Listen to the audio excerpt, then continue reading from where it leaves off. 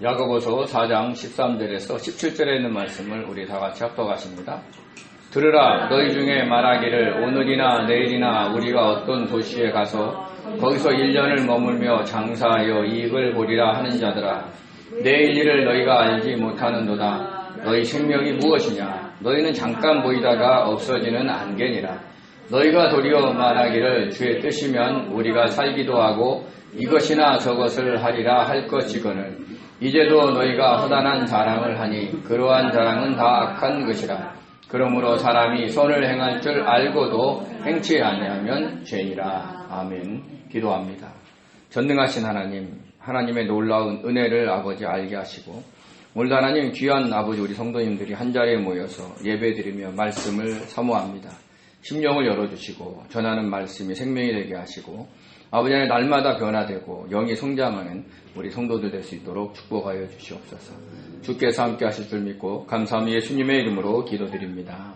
아멘. 아멘. 작년 8월 5일 우리 항공우주연구원이 개발한 달궤도 탐사선 다누리호가 미국 플로리다주 케이프 캐네버럴 우주군 기지에서 발사되었습니다. 다누리는 달에서 누리다라는 뜻으로 달에 가서 마음껏 누려보라는 의미를 담고 있습니다. 다누리호는 38만 킬로미터 떨어져 있는 달로 직진하지 않고 탄도용 전이 궤도를 따라서 600만 킬로에 달하는 먼 길을 돌아 달로 향하는 방식을 채택했습니다. 4개월 동안을 돌아가는 것이지만 연료를 절약하기 위한 것이었습니다. 이 방식은 태양, 지구, 달 등 주변의 천체의 중력 효과를 이용해서 거기서 추진체를 얻고 그래서 연료 소비를 최대한 최소화하면서 달 궤도에서 오랫동안 임무를 수행하기 위한 것이었습니다. 마침내 작년 12월 27일에 안전하게 달 궤도에 안착을 했습니다. 그것도 5번에 걸쳐서 궤도 진입 기둥을 실시할 예정이었으나 3번 만에 안착할 수 있어서 연료 소모를 최대한 줄이게 되었습니다. 이것은 더 많은 시간 동안 달 궤도를 돌면서 탐사할 수 있다는 것입니다. 이 다누리에 부여된 많은 임무 중에 하나는 헬륨-3가 얼마나 많이 매장되어 있느냐를 분석하는 것입니다. 실제로 달에는 헬륨-3뿐만 아니라 많은 양의 히토류가 매장되어 있습니다. 그런데 많은 나라에서 헬륨-3에 관심을 갖는 이유는 핵융합 발전을 하면 헬륨-3 1g으로 석탄 40톤에 생산하는 에너지를 얻을 수 있기 때문입니다. 현재 달에는 약 100만 톤의 헬륨-3가 매장되어 있는 것으로 추정되고 있습니다. 이는 인류 전체가 앞으로 250년간 쓸 수 있는 양입니다. 하나의 우주 왕복선에 적재할 수 있는 수십 톤의 헬륨-3도 미국 전체가 1년 동안 사용할 에너지를 얻을 수 있다고도 합니다. 이것을 돈으로 환산하면 헬륨-3 1톤은 약 30억 달러, 하나로는 약 4조 원의 가치를 갖고 있다고 합니다. 문제는 헬륨-3를 핵융합시킬 장치가 필요한데 그러기 위해서는요 1억 도의 열이 필요하다고 합니다. 그래서 많은 나라에서는 이 장치를 만들려고 현재 무척 애를 쓰고 있습니다. 현재 지구상에서는요 1억 도의 열을 가둘 만한 용기가 존재하지 않습니다. 태양의 표면 온도가 몇인지 아십니까? 6,000도입니다. 그리고 태양 중심 온도가 1,600만 온도입니다. 근데 1억 온도는 얼마나 뜨거울까요? 상상할 수가 없을 겁니다. 그 엄청나게 뜨거운 열을 어디다가 가둘 수 있겠습니까? 그런데 우리나라에서 자기장 가둔 방식이라는 획기적인 방법으로 1억 도 열을 30초 동안 유지하는 데 성공을 했습니다. 그러니까 실제 존재하는 어떤 용기에 가두는 게 아니라 자기장이라는 그 엄청난 그 둘레 안에서 그 열을 가두는 방식이죠. 이것은 현재 미국이 개발하고 있는 관성 가둔 방식보다 성공 가능성이 높다고 인정을 받고 있습니다. 앞으로 1억 도의 열을 30초까지 유지하는 것을 목표로 하고 있다고 합니다. 사실 1억 도 열을 보관한다는 게 쉬운 게 아니잖아요. 그래서 이와 같이 핵융합 장치가 개발되고 달에서 헬륨-3를 가져와서 에너지를 얻게 된다면 지구의 에너지 문제는 완전히 해결될 것입니다. 더더욱이 좋은 것은요, 이 과정에서 핵 발전소로 인해서 생기는 핵 폐기 물질이나 석유나 석탄에서 발생하는 이산화탄소가 전혀 발생하지 않는다는 겁니다. 설령 그와 관련된 폐기물이 발생된다 할지라도 반감기가 12년밖에 안 되기 때문에 관리할 수가 있다고 하죠. 이렇게 되면 지구 환경에 전혀 해를 끼치지 않는 에너지를 얻을 뿐만 아니라 이산화탄소로 인한 지금 지구온난화 현상을 획기적으로 줄일 수 있게 된다는 뜻입니다. 그래서 앞으로 이 헬륨3를 이용한 에너지를 공급하는 나라가 경제 대국이 될 것이다 라고 전망을 하고 있기 때문에 선진국을 비롯해서 많은 나라들이 앞다퉈서 달에 가려고 하고 그리고 핵융합 잔치를 개발하려고 노력하고 있는 것입니다. 과연 이런 날이 온다면 에너지와 환경 문제가 해결되어서 우리와 우리 후손들이 청정한 지구에서 더 오래 살 수 있지 않을까라는 소망과 기대를 2003년도를 시작하는 이 시점에서 한번 가져봤습니다. 그렇게 되게 해달라고 주님께 기도드리고 있습니다. 여러분도 지구의 에너지와 환경 문제를 위해서 많이 기도해 주시기 바랍니다. 이렇게 지구, 달, 헬륨3 등과 같은 큰 문제를 이야기하다 보면 우리네 인생에서의 희노애락의 문제들은 아주 작아 보입니다. 그런 문제로 그렇게 고민하십니까? 그 고민이 당신의 인생에서 그렇게 중요합니까? 라는 소리를 들을 수도 있습니다. 그러나 현실을 살아가는 우리에게 마주하는 것은 지구나 달이나 헬륨3와 같은 큰 담론이 아니라 지금 우리가 고민하고 있는 일상의 문제들이라는 것입니다. 대부분 어떻게 하면 잘 살아볼까? 어떻게 하면 내가 원하는 대로 살아볼까?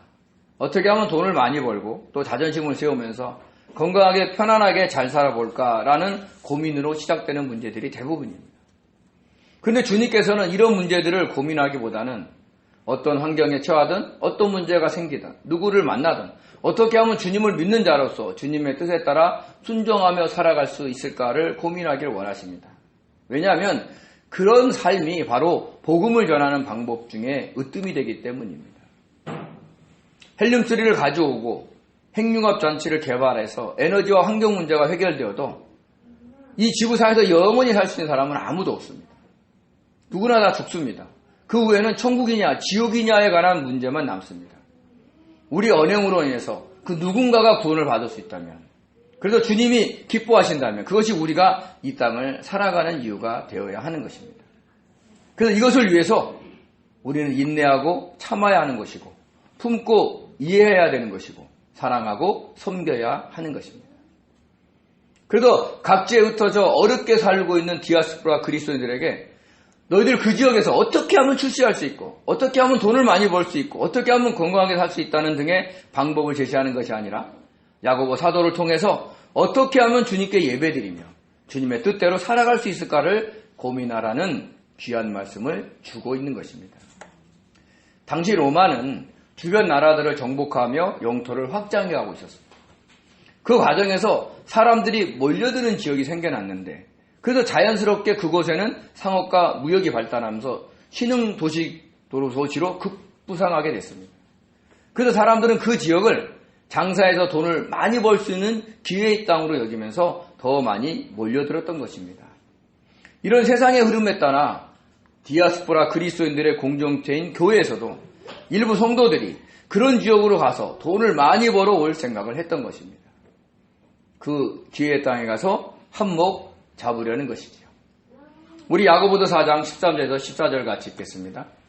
그러나 너희 중에 말하기를 오늘이나 내일이나 우리가 어떤 도시에 가서 거기서 1년을 머물며 장사하여 이익을 보리라 하는 자들아, 내일 일을 너희가 알지 못하는도다. 너희의 생명이 무엇이냐? 너희는 잠깐 보이다가 없어지는 안개니라. 아멘.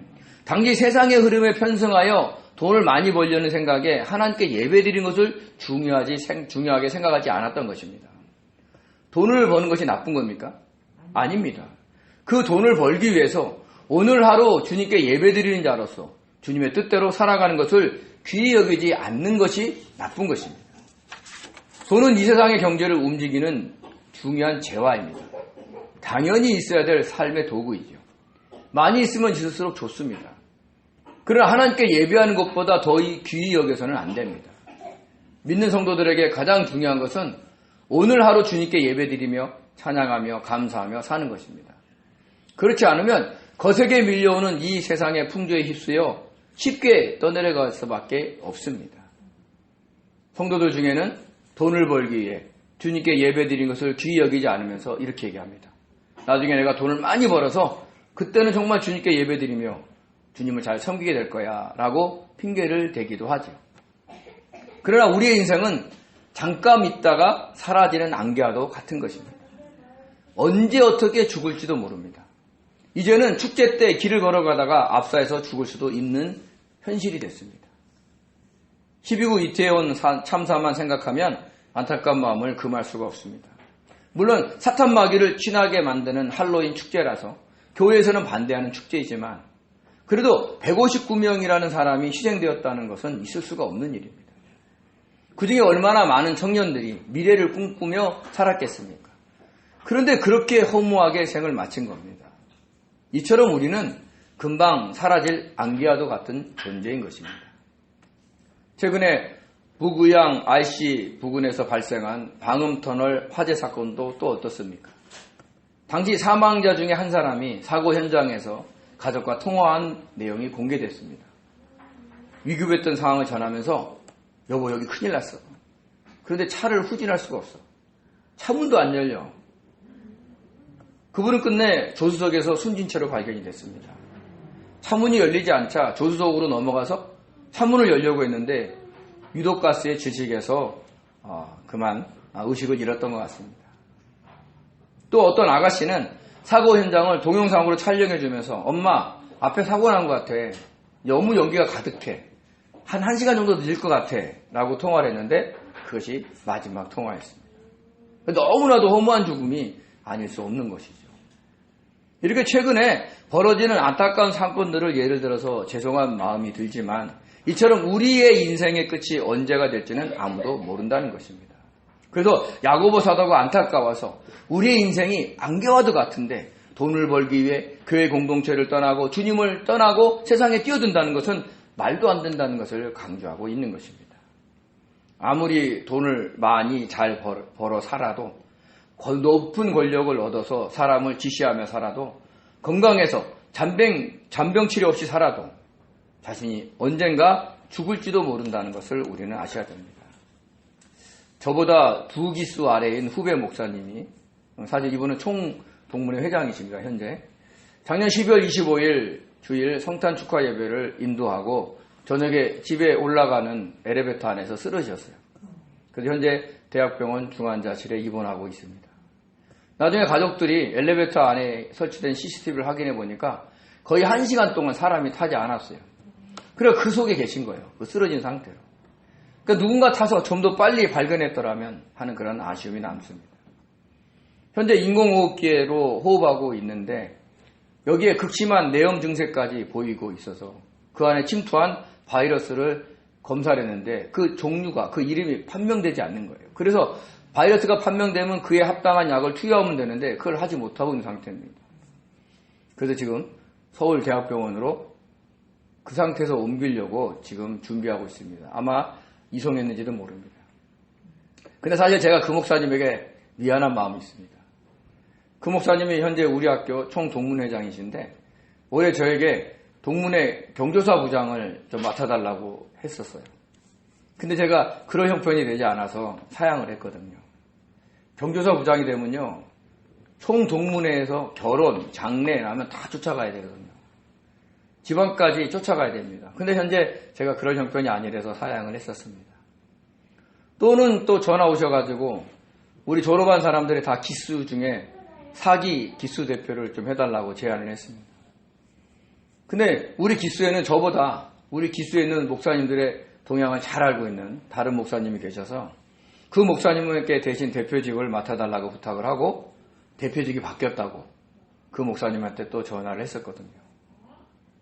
그때 이제 그 동문회장님이 저에게 그래도 목사님 총동문회에 관심을 많이 가져줬으면 좋겠습니다 라고 부탁을 했었는데 이런 안타까운 소식을 듣게 돼서 참 마음이 무겁습니다. 그래서 주님, 그 목사님에게 아직 주님의 사명이 남아있다면 살려주십시오라고 기도하고 있습니다. 성도님들도 그 목사님을 위해서 많이 기도해 주시기 바랍니다. 그래도 그 목사님은 예배를 드리며 살았기 때문에 천국에 대한 소망이 있죠. 그러나 다른 분들은 어떻게 살았는지 몰라서 그분이 천국에 대한 소망이 있는지는 현재 잘 모르겠습니다. 근데 중요한 것은 지금 우리가 예배를 드리며 주님의 뜻대로 살아가야 한다는 것입니다. 돈을 많이 벌고 직장에 승진하고 몸이 건강해진 후회가 아니라 지금입니다. 지금 주님께 예배 드리며 주님의 뜻대로 살아가는 것이 훨씬 중요하다는 것을 우리는 알아야 됩니다. 주님을 잘 믿으면서도 얼마든지 돈을 많이 벌 수 있고 승진할 수 있고 건강할 수도 있습니다.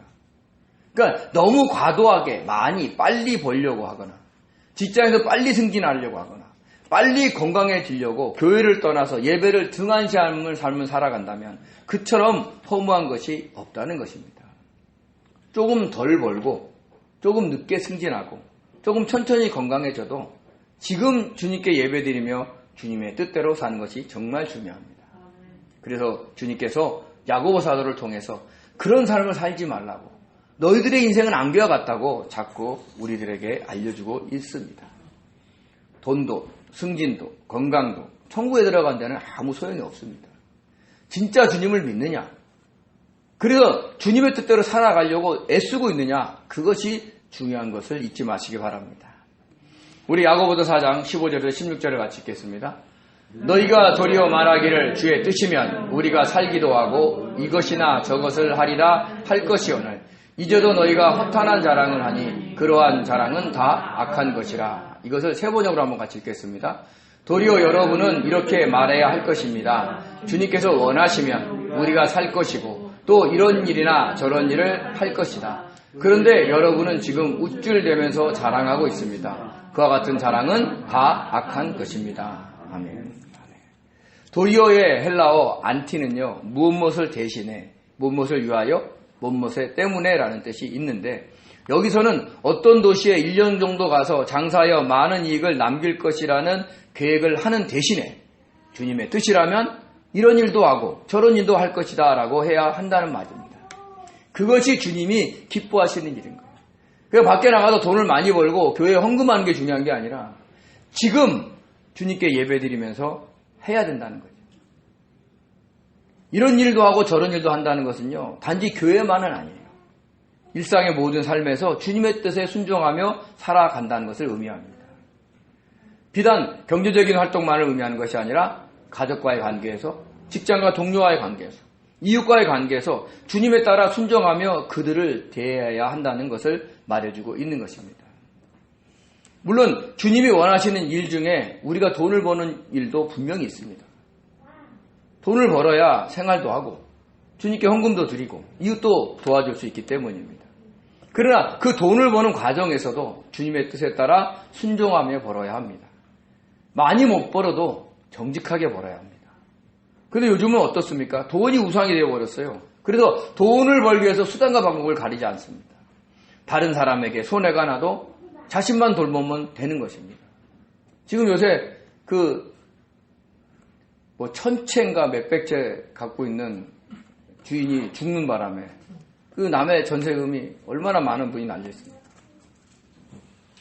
그러니까 그런 것은 주님이 원하시는 방법이 아닙니다. 그러므로 주님을 믿는 자들은 너무 많이 벌려고 무리하게 행동하지 않아야 됩니다. 자칫 우리의 그런 행동으로 인해서 주님의 영광이 가려질 수 있기 때문입니다. 그러면 어떻게 돼요? 우리가 진짜 전해야 되는 그 사명인 복음을 전하는 통로가 막힐 수도 있습니다. 이렇게 주님의 뜻이라면 이런 일도 저런 일도 해야 되는 성도들이 나 1년 동안 교회를 좀 떠나서 어디 가서 돈을 많이 벌어가지고 올 거야 라고 자랑을 했던 겁니다. 주님께 예배드리며 주님의 뜻대로 살아가는 것을 중요하게 여기지 않는 것이죠. 그래서 야고보 사도가 너희들 그러면 안 돼 라고 강하게 외치고 있는 겁니다. 성도는요, 이 세상의 풍조를 잘 알아야 돼요. 이 세상의 풍조, 즉 이 세상을 움직이는 사탄의 영은 우리에게 경쟁을 통해서 이기는 자와 진자를 구별하는 방식으로 우리를 유도하고 있습니다. 대부분 거기에 우리가 매몰되어 있어요. 1등을 추구하고 어떤 경기에서는 이겨야 되고, 근데 그게 선의의 경쟁이니까 나쁘게 여기지 않는 거예요. 물론 좋은 대학에 입학하고 좋은 직장에 들어가려면 어쩔 수 없이 경쟁을 해야 하지만 악착같이 이기려고 해서 하지 말고 또 경쟁하는 사람들을 미워하면서 이기려고 해서는 안 됩니다. 오히려 그런 경쟁의 과정에서 배려할 줄도 알고 상대방에게 주님을 믿는 자로서 복음을 전해야 하는 것입니다. 돈을 많이 벌게 되어도 높은 자리에 승진하게 되더라도 겸손한 마음을 보여줌으로써 주님을 믿는 자로서 복음을 전해야 되는 거예요. 그러니까 돈을 버는 과정에서도 복음을 전해야 되고 직장에서 승진하는 자에게도 복음을 전해야 하는 것이죠. 최근에 어떤 분이 서울시청에서 정년퇴직을 했습니다. 명예퇴직을 했는데 이 명예퇴직의 조건이 뭐냐면 그동안 근무하는 과정 속에 아무런 비리가 없어요. 이분은 이 시청이나 구청에서 근무하면서 우리 아래 기수로서 신학을 마쳐서 현재는 목사님이십니다. 근데 그분이 명예퇴직을 했어요. 그러니까 그간에 비리가 전혀 없었다는 거예요. 있어서 발견되지 않는지 몰라도 그렇게 하나님의 뜻대로 살아가는 거예요. 그러니까 그 모습을 보면서 주변의 사람들이 야, 저 사람 명예퇴직을 했어? 누구야? 이럴 거 아닙니까? 최소한 그분이 예수 믿는 사람이라면 예수 믿는 사람은 저렇구나 라는 복음을 전했다라는 것을 우리는 알 수 있는 거죠. 그래서 이 세상의 것들이 있으면 얼마나 좋습니까? 근데 없어도 괜찮다라는 마음으로 우리는 살아가지 아니하면 우리는 이 세상의 영, 사탄의 영이 만들고 있는 이 세상의 그림에 매몰될 수밖에 없다는 것을 잊지 마시기 바랍니다. 사실 우리는 대단히 연약하기 때문에 다른 사람의 평가에 따라 위축될 수가 있습니다. 야, 다른 사람은 돈도 많이 버는데 너 뭐해? 다른 사람은 약삭빠르게 아부해서 승진도 잘하는데 너는 뭐하니? 야, 다른 가게는 저렇게 번창되는데 너희 가게는 왜 그래? 이런 소리를 들을 수 있습니다. 이런 소리를 들을 때마다 어떻습니까? 마음이 위축되고 얼굴이 화끈거리죠. 자존심도 막 확 상해버립니다. 그러나 그럴 때 스스로에게 묻습니다. 너는 너의 삶에서 주님이 기뻐하는 삶을 살고 있니? 주님의 말씀에 순종하며 살고 있니? 라고 물어보시기 바랍니다. 그래서 그렇게 살려고 노력하고 있다면 사람들의 평가에 귀를 기울일 필요가 없고 위축될 필요도 없습니다. 왜냐하면 주님이 기뻐하시는 삶을 살고 있기 때문입니다. 이것을 더 귀히 여기는 저와 여러분이 되시기 바랍니다. 또한 이 세상의 것으로 자신을 자랑해서는 안 됩니다. 다 허탄한 자랑이고 그런 자랑은 악하다고 했습니다. 허탄한 자랑을 보면 히브리어로 알라조네이아인데 허풍 떤다, 자랑함 이런 뜻이에요. 그러니까 실제로 거기에 없는 어떤 것에 대해서 기대를 불러 일으킨다라는 뜻을 갖고 있습니다. 즉 이 세상의 것에 대한 자랑은 실제로 우리에게 필요 없는 것을 자랑하는 것일 수 있다라는 말입니다. 우리의 입장에서는 돈을 많이 벌고 승진하고 건강해 보여서 자랑하지만 주님의 입장에서는 그 자랑하는 그것들이 아무 소용이 없는 거예요. 그러니까 우리가 천국에 들어간 데는 아무런 소용이 없다. 그래서 가치가 없다. 그래서 허탄한 자랑이다 라고 이야기를 하는 것입니다. 더군다나 그런 자랑은 악한 것이다 라고 했습니다. 자, 악한의 헬라어를 보면 이렇습니다. 포네로스는요, 병든, 나쁜, 악한, 사악한 이라는 뜻입니다. 즉 주님께 예배드리며 주님의 말씀에 순종하는 것보다 내 일을 자랑하며 돈을 많이 벌려는 계획을 자랑하는 것은 나쁜 일이다 라는 뜻입니다. 왜냐하면 하나님의 선과는 반대되는 것이기 때문입니다. 근데 분명히 아십시오. 돈을 많이 벌 수 있어요. 근데 주님께 예배드리며 주님의 뜻대로 살아가면서 돈을 벌으라는 얘기를 하는 겁니다. 우리 예레미야 9장 23절에서 24절 같이 읽겠습니다. 여호와께서 이같이 말씀하시되 지혜로운 자는 그 지혜를 자랑하지 말라. 용사는 그의 용명을 자랑하지 말라. 부자는 그의 부함을 자랑하지 말라. 자랑하는 자는 이것을 자랑할지니 곧 명철하여 나를 아는 것과 나 여호와는 사랑과 정의와 공의를 땅에 행하는 자인 줄을 깨닫는 것이라. 나는 이 일을 기뻐하노라. 여호와의 말씀이니라. 아멘. 이 말씀은 많이 안다고 자랑하지 말고 용감하다고 자랑하지 말고 부자라고 자랑하지 말라는 뜻입니다. 사람이 많이 알면 얼마나 많이 알겠습니까? 이 세상의 모든 것을 다 알 수 있겠습니까? 용감하면 얼마나 용감하겠습니까? 그 사람이 죽음 앞에서도 용감하겠습니까? 부유하다면 얼마나 부유하겠습니까?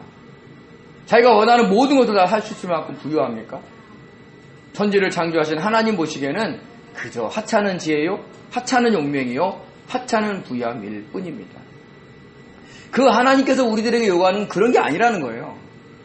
명철하여서 즉 하나님이 주신 지혜로 하나님을 아는 것과 하나님이 사랑과 정의와 공의를 행하시는 분인 것을 깨닫고 그와 같이 행하는 것을 하나님이 기뻐하신다라고 하는 겁니다. 주님도 그렇게 말씀하셨습니다. 우리 요한복음 17장 3절을 같이 읽겠습니다. 영생은 곧 유일하신 참 하나님과 그가 보내신 자 예수 그리스도를 아는 것이니이다. 아멘. 즉 창조주 하나님과 구속주 예수님을 알고 영원한 생명을 얻었다는 것을 자랑하는 것입니다. 나 예수 믿고 있어. 그러면 됐지. 여러분 이렇게 얘기할 수 있으세요? 누가 막 여러분에게 왜 그렇게 삽니까? 왜 그렇게 어렵게 삽니까? 왜 그 모양으로 삽니까? 막 얘기하고 있는데 그래도 나는 예수님 믿는 사람이야. 나는 그래도 행복해. 이렇게 얘기할 수 있습니까? 그렇게 내가 하나님을 알고 나를 구원하신 예수님을 아는 것 자체만이라도 그것만 자랑할 수 있는 사람이 되라 라고 얘기하는 것이죠. 왜? 그것이 우리가 천국에 들어가는 열쇠이기 때문입니다. 사실 예레미야 9장의 말씀은 물질 만능주의에 빠져서 타락해가는 남유다를 향해서 하나님이 예레미야 선지자를 통해서 말씀하신 겁니다. 당시 남유다 백성들은 자신들은 다윗의 계보를 잇는 민족이기에 절대로 망하지 않는다는 확신이 있었어요. 북이스라엘이 아수르에 망했는데도 자신들은 망하지 않는다 그래서 왜? 다윗의 왕의 계보를 갖고 있으니까요. 그러면서 하나님의 뜻대로 살아가야 하는데 오히려 만능주의에 빠져서 그 당시에는 고리대금업이 성행했어요. 높은 이자로 사람들을 갖다가 힘들게 한 거죠. 그래서 부자는 더 부자가 되고 가난한 자는 가난하게 됐어요. 근데 가난한 자도 돈을 많이 버는데 혈안되어서 살아갑니다. 안타까운 것은 이런 일에 선지자와 제사장들까지 앞장을 섰다라는 것을 말해주고 있어요. 우리 예레미야 6장 13절을 같이 읽겠습니다. 이는 그들이 가장 작은 자서부터 큰 자까지 다 탐욕을 부리며 선지자로부터 제사장까지 다 거짓을 행함이라. 아멘. 예레미야 5장 31절입니다. 선지자들은 거짓을 예언하며 제사장들은 자기 권력으로 다스리며 내 백성은 그것을 좋게 여기니 마지막에는 너희가 어찌하려느냐. 그러니까 선지자는 돈을 벌기 위해서 거짓 예언을 해주는 거예요. 마치 무당에게 복채를 많이 주면 줄수록 좋은 일을 예언해 주는 것처럼 그렇게 얘기한 겁니다. 제사장들은 자기 권력을 위해서 돈을 벌었습니다. 문제는 그것들을 그 당시의 백성들이 당연한 것으로 여겼다는 거죠. 오늘날은 어떻습니까? 오늘날 별 차이 없습니다. 그런 현상이 남유다 전체에 만연되어 있었다는 뜻입니다. 그래서 작은 자로부터 큰 자까지 선지자에서 제사장까지 이상의 풍조인 물질 만능주의, 출세 지상주의에 빠져 있었다는 것이죠. 결국 그들은 어떻습니까? 하나님의 선택을 받은 민족이었지만 바벨론에 의해서 멸망을 당했습니다. 야고보 사도가 살았던 시대도 그랬습니다. 돈이 최고였고 권력이 최고였습니다. 요즘은 어떻습니까? 더하면 더했지 덜하지는 않을 겁니다. 교회에서도요, 부자를 보면 복받은 성도라고 얘기를 합니다. 가난한 자는요, 저주받은 성도라고 인식할 수도 있죠. 땅을 투기하고 주가를 조작해도 돈만 많이 벌면 복받은 성도가 되는 것입니다. 교회가 크고 부유하면 성령의 기름 부음이 넘치는 교회다라고 합니다. 근데 그 교회 성도들이 주님의 뜻대로 주님의 말씀에 따라 순종하며 사는 것에 대해서는 평가하지 않습니다. 그러나 우리 주임제교회 성도님들은 일상의 삶에서 주님의 뜻대로 주님의 말씀대로 따라 살아 순종해 가는 것을 우선시한 성도가 되셨으면 좋겠습니다. 그것이 저의 목회의 바람이요 소망입니다. 저와 여러분은요, 이 세상의 평가에서 벗어나 주님이 원하시는 삶을 살아야 합니다. 왜냐하면 선을 알고도 행하지 아니하면 죄다 라고 이야기를 했기 때문입니다. 우리 야고보서 4장 17절을 같이 읽겠습니다. 그러므로 사람이 선을 행할 줄 알고도 행하지 아니하면 죄니라. 주님의 뜻이라면 이런 일도 하고 저런 일도 해야 한다는 걸 알면서도 하지 않는다면 그것이 바로 주님께 죄가 된다라는 말씀입니다. 어떤 일이 선할 줄 알고 또 그것이 하나님의 뜻에 합당한 줄 알면서도 행하지 않는다면 죄라는 뜻입니다. 그런데 당장에는 아무런 일이 생기지 않으니까 주님께서 징계하지 않는 것처럼 보이니까 괜찮은 줄 알고 선을 행하지 않는 것에 대한 부담을 갖지 않습니다. 어쩌면 주님께서 징계하고 계시는데 자신에게 직접 내리지 않으니까 깨닫지 못할 수도 있습니다. 그러나 주님은 우리를 사랑하시기에 반드시 징계하십니다. 그래서 우리는 늘 우리 주변을 살펴봐야 돼요. 가족을 살펴봐야 되고 직장을 살펴봐야 됩니다. 혹시 주님의 징계가 임하지 않았는지 살펴봐야 됩니다. 그래서 어린 자녀가 아픈 것은 그 부모에 대한 하나님의 메시지가 있다라고 우리는 알으셔도 틀리진 않습니다. 만약에 그것을 깨닫지 못하면 더 큰 징계를 받을 수 있기 때문에 우리는 그와 같은 삶을 예민하게 살아야 하는 겁니다. 그러므로 우리는 우리 인생에서 가장 중요한 것이 하나님과 주님을 제대로 알고 믿어 영생을 얻고 그 주님의 뜻에 순종하며 사는 것임을 명심해야 합니다. 돈을 많이 벌어도 괜찮습니다. 몸이 좀 아파도 괜찮습니다. 중요한 것은 주님의 말씀인 선을 행할 줄 아는 것입니다. 제가 로마서와 빌립보서의 일부의 말씀을 한번 읽어드리겠습니다. 지금 우리 스스로가 그 말씀에 순종하고 살아가고 있는지 한번 돌아보시는 계기가 됐으면 좋겠습니다. 먼저 로마서 9장 10절에서 20절입니다. 형제들을 사랑하여 서로 우애하고 존경하기를 서로 먼저 하며 부지런하여 게으르지 말고 열심을 품고 주를 섬기라. 소망 중에 즐거워하며 환난 중에 참으며 기도에 항상 힘쓰며 성도들의 쓸 것을 공급하며 손 대접하기를 힘쓰라. 너희를 박해하는 자를 축복하고 저주하지 마라. 즐거워하는 자들과 함께 즐거워하고 우는 자들과 함께 울라. 서로 마음을 같이하며 높은 데 마음을 두지 말고 도리어 낮은 데 처하며 스스로 지혜 있는 채 하지 말라. 아무에게도 악을 악으로 갚지 말고 모든 사람 앞에서 선한 일을 도모하라. 할 수 있거든 너희로서는 모든 사람과 더불어 화목하라. 내 사랑하는 자들아, 너희가 친히 원수를 갚지 말고 하나님의 진노하심에 맡기라. 기록되었으되 원수 갚는 것이 내게 있으니 내가 갚으리라고 주께서 말씀하시느니라. 내 원수가 줄이거든 먹이고 목마르거든 마시게 하라.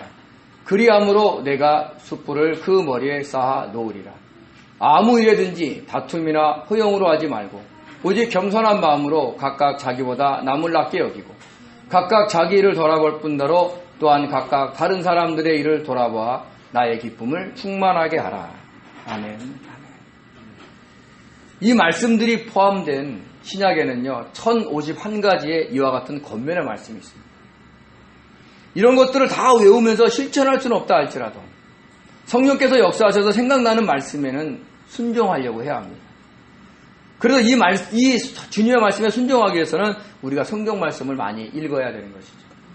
그래서 올해는 우리가 달력에 하루에 몇 장씩 읽는 성경 통독에 관련된 카렌다를 제작해서 배포하기도 했습니다. 그런데 말씀에 따라 순종하려고 하는 마음이 생기지 않을 때가 많습니다. 그럴 때 어떻게 해야 되느냐? 그 말씀에 순종할 수 있도록 성령의 도우심을 구해야 합니다. 그러면 성령께서 역사하셔서 우리가 그렇게 할 수 있도록 도와주실 때가 있어요. 그러니까 기도하면 그럴 때가 있다는 거예요. 당장에는 못해도 그럴 때가 있다는 거예요. 그때까지 우리는 기도해야 됩니다. 그래서 만약에 그것을 순종하게 된다면 우리는 그 부분에 대해서는 영적으로 한 단계 성장하게 되는 것입니다. 사탄은 매 순간 우리에게 역사해서 하나님의 말씀대로 살지 못하도록 미혹하고 있습니다. 세상의 논리나 사람의 도리를 앞세워서 그럴듯한 핑계를 대면서 막기도 하죠. 그런 사탄의 미혹에 자신을 부인하면서 자신의 뜻과 욕심을 내려놓으면서 성령의 도우심을 구하면서 주님의 말씀에 순종하려고 한다면 반드시 성령께서 역사하셔서 그렇게 하도록 우리를 도와주실 것입니다. 그러면 우리는 영적으로 그렇게 한 단계 성장해 가는 것이죠. 이것이 사도 바울이 말하는 영적 푯대를 향해 달려가는 방법입니다. 눈에 보이지는 않지만 우리는 우리 영이 성숙하는 데 관심을 가져야 합니다. 그래야 하나님이 원하시는 선이라면 무엇인지 행하려고 기도하며 달려갈 것입니다. 올 한 해에도 주님께 예배드리며 주님의 뜻에 따라 사는 것에 더 관심을 갖고 말하고 행동하는 복된 성도님들이 되셔서 그 과정 속에서도 하나님께서 경제적으로 도와주시고 건강으로도 도와주시고 지위도 도와주셔서 그런 찬맛을 느끼는 복된 길 걸어가시기를 예수님의 이름으로 축원드립니다. 기도하겠습니다. 은혜로우신 하나님, 저희들을 불쌍히 여겨주셔서 깨닫는 마음을 주시옵소서.